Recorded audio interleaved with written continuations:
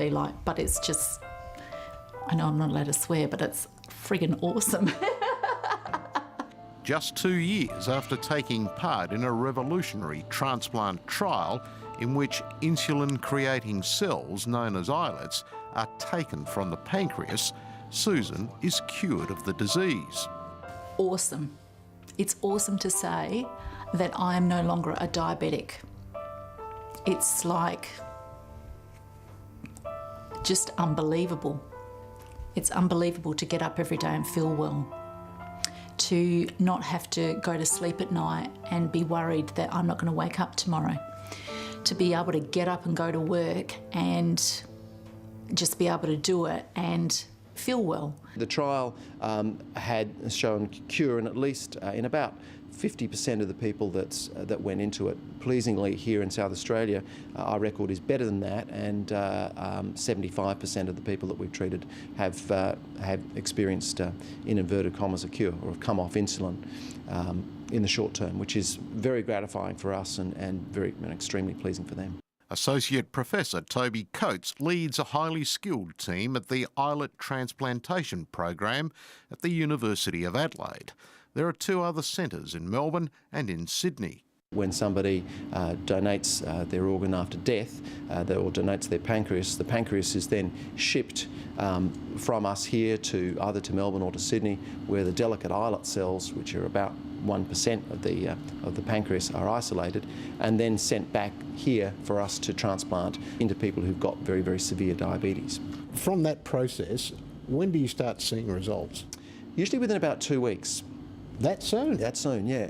And what you're seeing here are clumps of cells from the pancreas called islets, and these are the cells that secrete the insulin that enable us to replace the function of the pancreas or treat somebody with very severe type 1 diabetes. So this is what's missing in somebody with severe type 1 diabetes. Toby Coates says the pioneering technique will develop a new cell manufacturing industry and be a platform to treat many other ailments like Parkinson's and heart disease. Using cells to treat organ failure is the next step. It's the next step forward after transplanting organs. Just take the things that you need rather than transplant the whole organ. For now, the major obstacle in expanding the treatment is obtaining enough islet cells from organ donors. These transplants are really only for the very severe form of type 1 diabetes, and the reason for that is that the immunosuppressive drugs are very unpleasant drugs and they have nasty side effects. And for most people, they'll never need an islet transplant. And likewise, for most people with type 2 diabetes, that can be managed with medication very, very easily. It's a 24/7 illness, so you have to constantly be thinking about it. Eliza Bartlett is one of 140,000 Australians with type 1 diabetes, which, after car accidents, is the next biggest killer of young people. She's lived with it since she was 9. It's the worries of the future. It can cause so many things like heart disease, kidney disease, amputation due to poor circulation, blindness, just the list goes on. So you have to worry about your control now, because what you do now is going to affect you in the future. Eliza is also hoping to be cured one day. She's done her bit for raising funds for research by walking from Adelaide to Melbourne in April, a feat that's seen her chosen as a finalist in the World's Insulin Independence Athletic Achievement Award.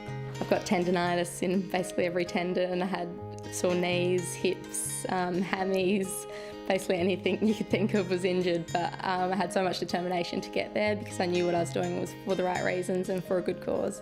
Governments need to understand that, from my perspective, they fund a whole lot of crap that is really, I think, irrelevant when you look at how many people just in Australia have diabetes, whether it's type 1 or type 2. It's not something we ask for, I can assure you. However, Susan is thankful that it was federal funding in 2006 which made a world of difference to her and others.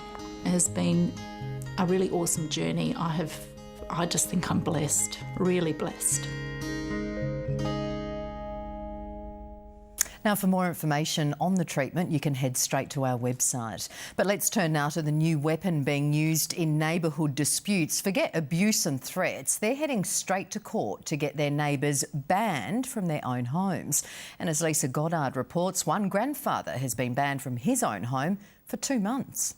I'm 100 metres away, and that's as close as I can get to my home. 75-year-old Mitch North is banned from his own home. This is just a sample of the abuse that flies in his unit block